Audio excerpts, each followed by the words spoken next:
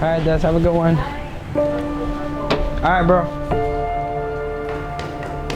One day I was in class and we were doing introductions. We're going around, everyone saying their age, and I'm hearing kids saying 13, 14 years old, and then it was my turn and I was 19 years old. I heard a little, laughing, giggling, and that just made me feel like I don't belong here. I'm too old for this. And that's the year I dropped out. Growing up in the Bronx was very, very difficult. A lot of violence. Mom couldn't afford a lot for all of us, especially without my father. Being without my dad, it played a big part of my life. The funny thing is, from kindergarten till about 5th grade, I loved school. I was like an A+ student. And then maybe about middle school is when things started to change. I would say from 14 till I was about 19, 20 was just selling drugs. I felt like I was good at it. I was making a lot of moves. I'm not gonna lie, I loved it. I actually thought that there's no job for me out there. There's no education for me out there. This is what I know. This is what I was born around. This is what I raised around. This is what I got sucked into. I always looked for that authoritative figure. Like, I needed somebody there for me. So I looked at the older guys as a father figure. Like, all right, cool, they're getting money, they're doing what they have to do, so I wanna be like them. Put me under the wing, let me be under you, and you can raise me like your own son.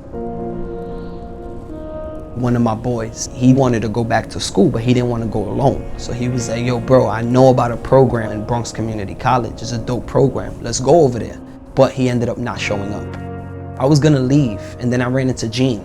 He was just energetic. He's like, yo, take the placement test, see how you do. If you don't like it, then you don't have to stay. And I scored a perfect score on the math. So when I passed, some of my friends in that class failed the math. So I decided, you know what, let me work with these 5 people. So we used to stay in the classroom, and I used to tutor them in math. And all 5 of them ended up passing the math the second time they went. So Elizabeth, she seen that I was working with them, they ended up passing. So she gave me like a pilot group where she gave me about 10 to 12 students. At first, I was a teacher's assistant, and then I just branched off and now I teach my own class.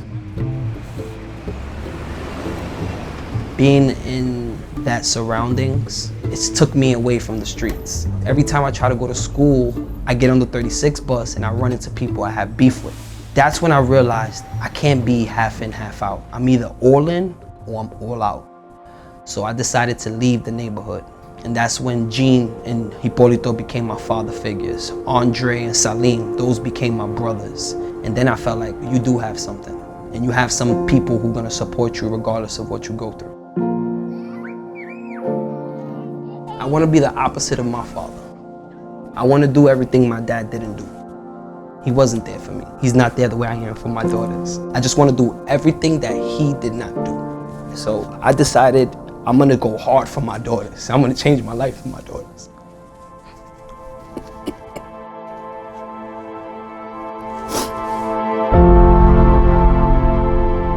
All right, so remember, yesterday I introduced quadratics. We didn't get to actually go over it thoroughly, but I introduced it so you guys can feel okay when we started today. So over the last 2 years that I've been at Future Now, I done helped over 300 students achieve their diplomas, and most of them are enrolled into college. And that makes me realize that's 300 lives I'm changing. And not only their life, but the friends that they have that they bring, or the parents that they have that receive their diplomas. I want to let people know that there is a way out. People who feel like, oh, I'm too hood for school, or somebody else telling me what to do. I wanted to give back to those people and let them know anybody could go back to school. Even when you get it, don't stop doing it. Keep going. It's like anything you do in life, right?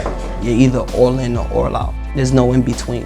The sacrifices are worth it. And I don't even call them sacrifices, we call them investments. Sacrifice, you lose something. An investment, you don't. You gain it right back and more.